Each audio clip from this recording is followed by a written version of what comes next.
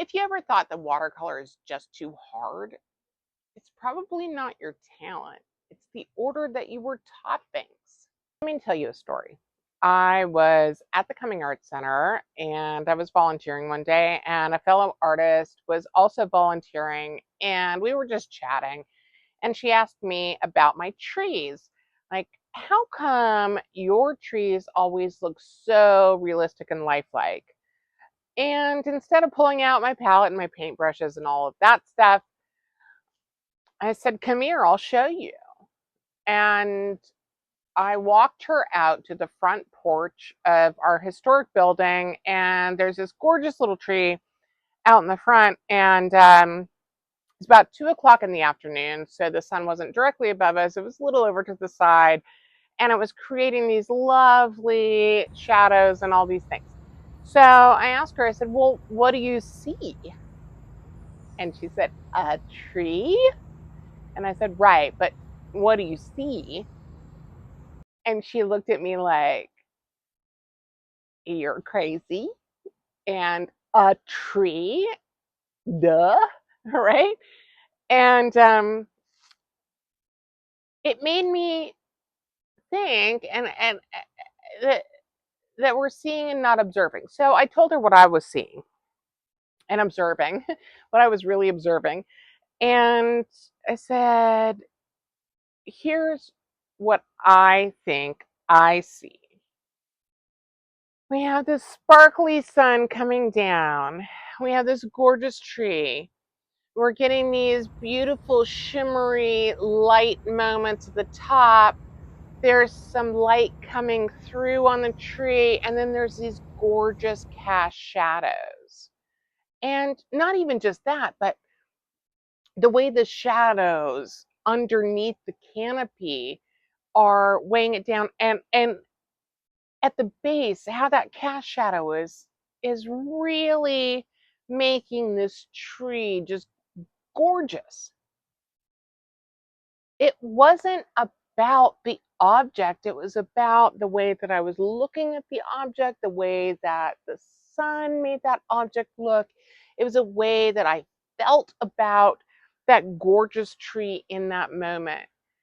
That observation has nothing at all to do with painting, except for it does. And it really clicked for me in that moment. Well, if I'm going to be honest, it didn't click for me until a few days later, but it really clicked to me that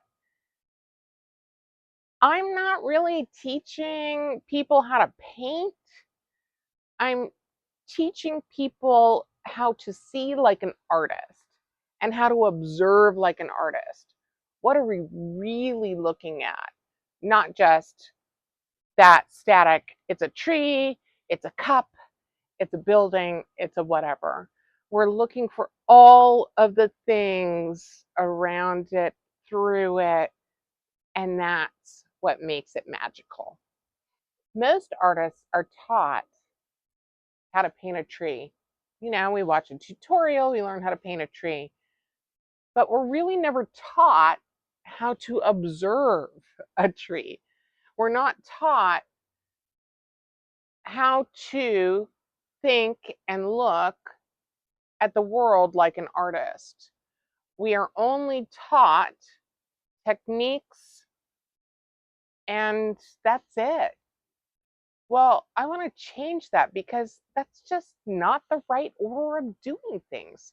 We have to really observe it. We really need to see and feel what we're going for before we paint it well. And that's it.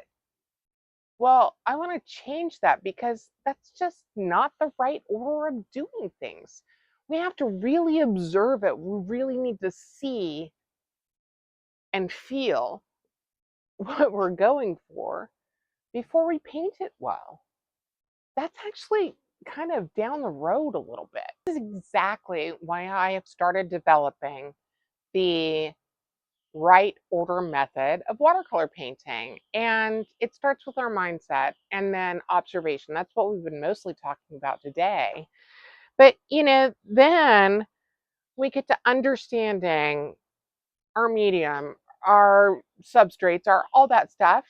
And then we can express what we feel through our paintings. Beautiful paintings are developed on understanding and not on talent alone. If you've ever thought, I'm just not that artistic, I don't have any talent, I could never learn watercolor, please stick with me for the next few videos because we're going to tackle learning watercolor in a different way and from a different perspective. And I think it's going to be really amazing. So please stick with me. Go ahead and subscribe and let's start this journey.